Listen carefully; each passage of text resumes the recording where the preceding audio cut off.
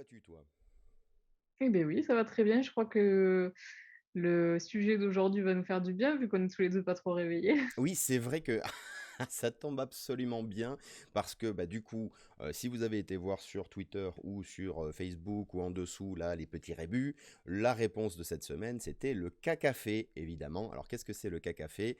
Eh bien, on va le découvrir immédiatement. Je te cède les paroles. Réveille-nous avec des mots qui vont bien. Bon, les mots qui vont bien, je sais pas.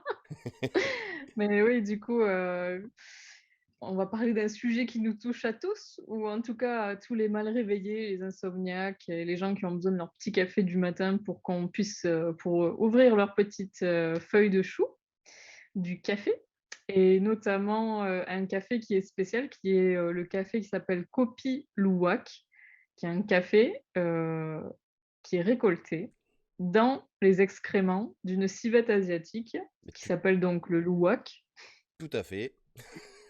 voilà, de son petit nom Paradoxurus hermaphroditus, qui est une de la famille des viverridés. Donc voilà, tous les petits animaux, qui vont bien avec les furets et cetera. Et en fait, comme ils ont une digestion un peu différente, qui est quasi absente, il y a juste, une espèce de petite fermentation qui se fait avec des enzymes. Mhm, Ils vont produire un café qui est très, très bon, qui est considéré comme le café le meilleur du monde. mhm. Donc si jamais vous êtes des connoisseurs, vous pouvez les goûter. Heu, donc cette petite bestiole, c'est celle-ci. C'est C'est mignon. une civette donc, mais oui, elle est très, très jolie. Donc ça, ce sont les grains de café que vous voyez ici. Cette civette, elle va consommer les cerises du caféier. Elle digère la pulpe, mais pas le noyau qui se retrouve dans les excréments. Et donc, dans le tube digestif de cette civette, les sucs gastriques vont avoir certaines enzymes vont diviser les chaînes de protéines en acides aminés individuels. Et cette transformation, dans laquelle les grains de café ne vont pas être digérés, mais par contre tout ce qui est autour, ça va comme subir une transformation qui est un petit peu comme une pré-torréfication du café. Et c'est ça en fait qui donne un goût particulier à ce café donc, et qui en fait le plus cher du monde. Donc, ce qui est très drôle, c'est que en 95, ça a valu un prix IG Nobel. Les prix IG Nobel, c'est pour les découvertes à la con. Très bien Et résumé. voilà. Et du coup, alors attends, ouais. Et du coup, ça c'était à monsieur John Martinez, à Atlanta. Ok. Donc, ça a été découverte, oui, oui, tu voulais dire un truc? Non, non, non, mais disons que très souvent, excuse-moi, je me faisais cette réflexion, les ignobles, c'est parce que la manière dont comment dire, les expériences sont menées sont un peu borderline, on va dire, ou alors le résultat Ouais. est un peu borderline. Mais là, je me dis, bah finalement, ça va parce que c'est juste un processus naturel, et puis on parle de caca, mais bon, on a le droit de parler de caca quand même. Ouais. Ouais, ou c'est des découvertes un peu rigolotes ou des trucs comme ça. Franchement, je crois que c'est presque plus important pour un scientifique aujourd'hui d'avoir un prix IG Nobel qu'un prix Nobel parce qu'on fait encore plus parler de toi, quoi. Oui, c'est Donc, la c'est assez fameuse drôle. théorie de Jack Sparrow. L'essentiel, c'est que vous ayez entendu parler de moi. Ouais, c'est ça, exactement.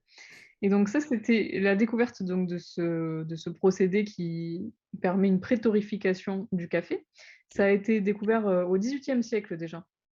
Ah Quand les oui. Néerlandais sont venus dans les colonies des Indes orientales, Mhm. notamment, dans les îles Java et Sumatra, ils ont, donc vu qu'il y avait des fermiers indigènes qui, utilisaient ce processus-là.